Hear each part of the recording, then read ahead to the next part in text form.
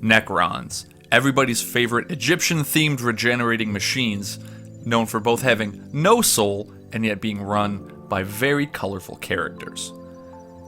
Today, I'm going to be painting up one of these characters, this guy. This guy. No. This guy. Emotech the Stormlord, which is a name I've never said out loud. Today, we're going to rescue a model I bought off eBay and see if painting something like the box art is necessary or not. This guy was in a bit of a rough shape. I have seen the true form of the galaxy. It does not include you. And he kind of needs to chill. Here's him next to some of my other Necron characters. One painted up and one that needs a redo. I'm also going to paint a modern Necron Lord and kind of compare and contrast the differences. I'm Chris, I like to paint things, and today we're going to see if you're supposed to paint characters just like the box art. The answer is no. Have a good one.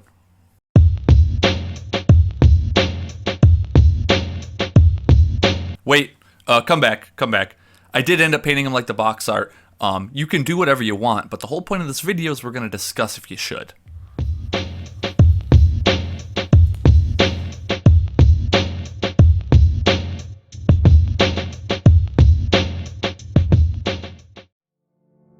Building the Indomitus Lord was a pretty enjoyable process. He comes on one small sprue. There's only one way to build him. He's monopose. That's okay. He's a very, very cool model, and I kind of had to get him before he may be unavailable forever. I put him on a base with some cork to get rid of that weird Kragnos rock he's rocking, and match it with my existing Necron basing scheme. Emotech, on the other hand, not as easy to solve. I'm glad I didn't have to build the fine cast model, but I did have to strip it. So I used some isopropyl alcohol, dropped him in, and let him sit for a while. Gotta give it a good shake, make sure he gets completely covered. Probably should use more ISO, but, you know, here we are.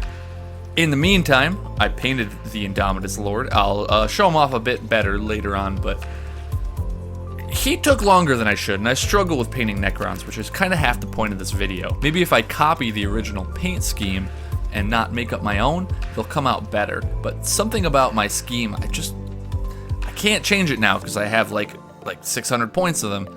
I can never do it right. So anyway, I stripped Emotech in the sink with a toothbrush, trying to not ruin him. And after about a half hour of taking a toothpick to him to get all of the paint off, I think I got him good enough to prime.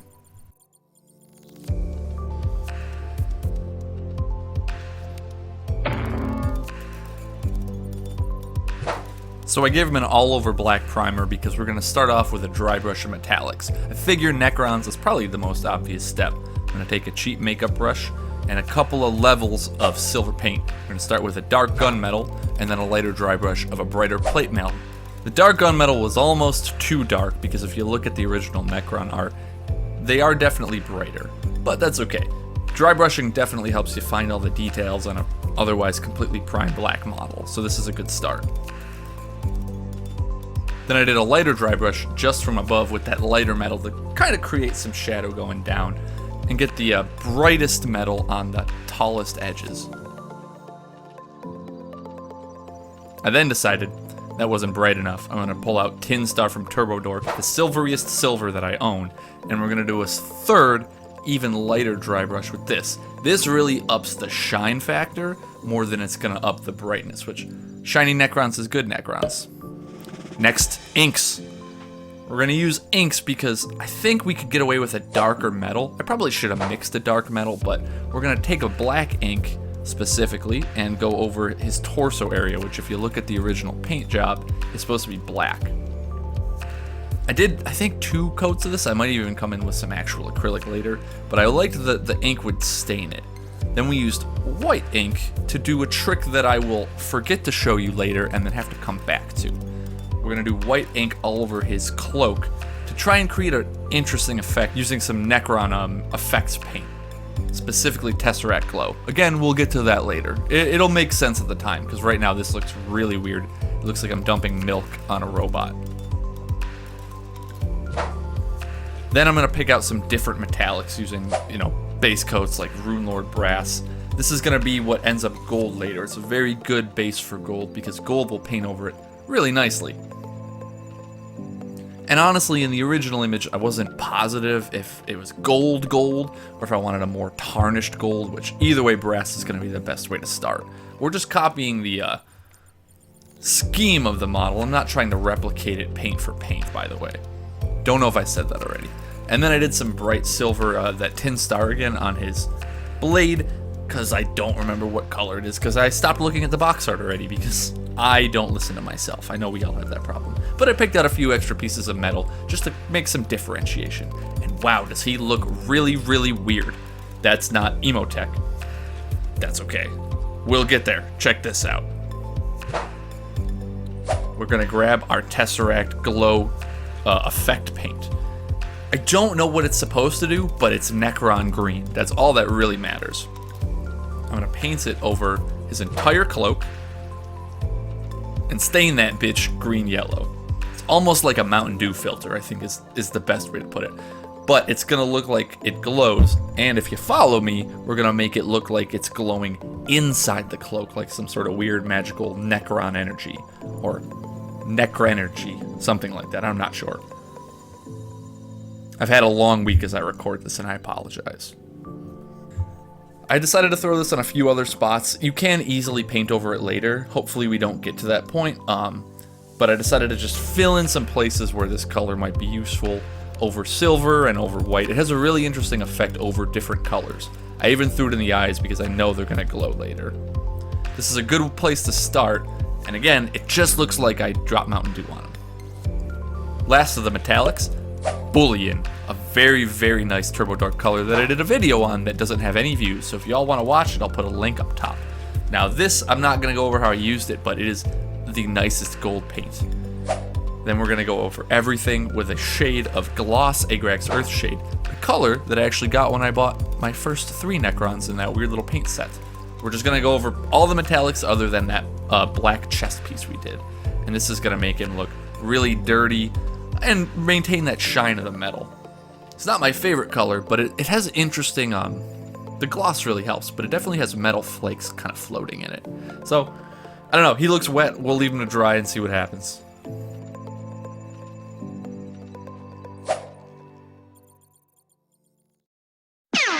Final step in any good model that I'm honestly not going to show you is highlighting.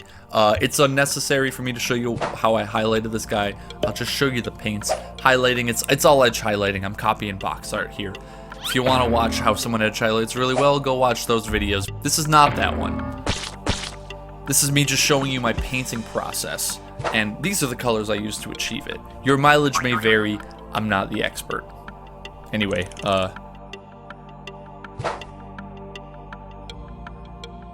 so, sit back, relax, watch me highlight some stuff as I cue up the montage.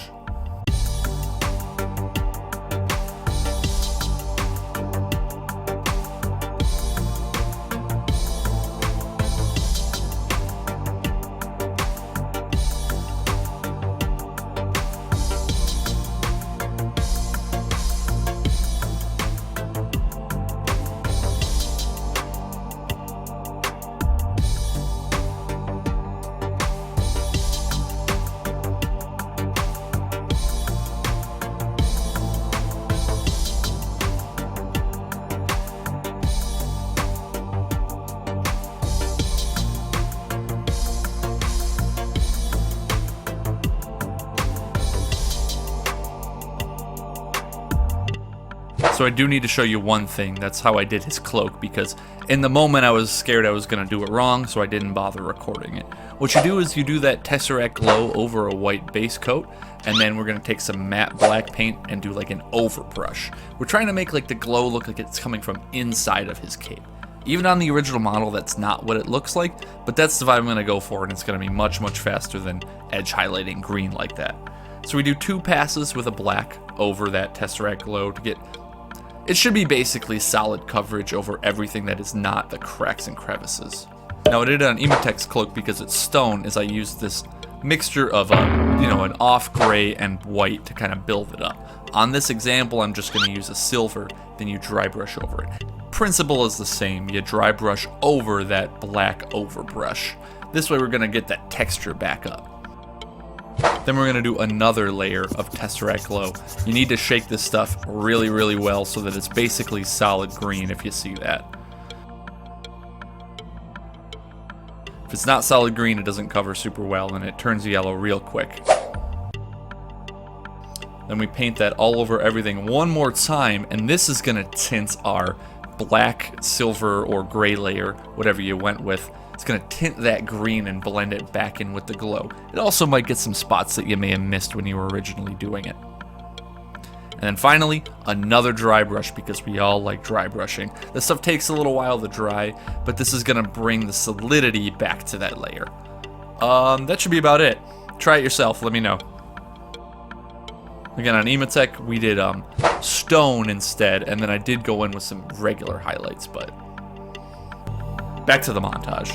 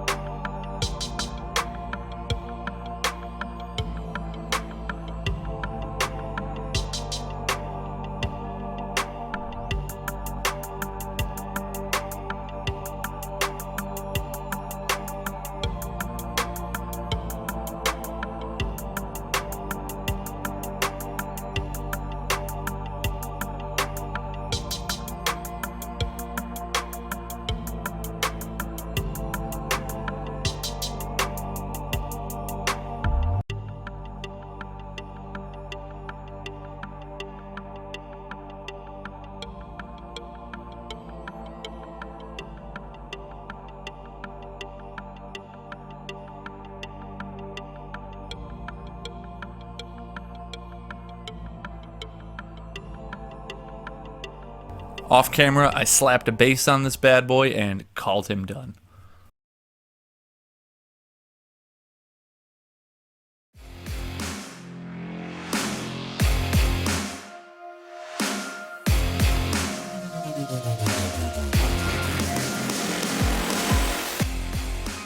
So what did I learn from all of this? What's the point in trying to paint a character like their actual representation on the box art? I learned that Necrons, the Necron color scheme is really solid. It's a classic for a reason because it's simple and effective. You could literally dry brush metallic, then throw some green on there, and then call it a day with a wash. You could very easily do that. Characters don't need to look like they are in the lore. I'm not a lore guy. I just like the setting of 40k, and honestly, I'm very much kind of against using pre-established characters because then you're breaking, canon or lore or whatever. There's a lot of, you could talk all day about how you feel about that. I personally am against it. I create my own characters. I, scratch build my own orc war boss. That being said, I could drop in Emotech into any battle I want. And also, I really regret the original decision of my Necron color scheme, but I was a young painter at the time and did not know better. And by young, I mean this was like 2 years ago. I wasn't very good. I struggle with that paint scheme, so sometimes I like to change things up. If you look at like my Tyranids, I have different schemes within that army. So I feel like painting a Necron like a Necron, at least a character like themselves, you could probably stick them in any army and it would make sense. Do you have to? Absolutely not. Would he look really good with purple shoulder pads? Probably. They all gel together. They're the same army. And it's your army, so have fun with it. Do whatever the heck you want. This was just a nice challenge I set for myself, and I really enjoyed painting this model. I'm terrified to move him because, he is fine cast. Do I have a going away message for you? A parting take? No, I don't. Box art's really good, but I'm sure your ideas are just as good, if not a touch better, because they're yours. How about that? I don't know. I'm rambling at this point. Have a good day. Enjoy my Emotech. Subscribe. Whatever the hell you're supposed to do on this YouTube platform. Have a good one. Take it easy. Bye.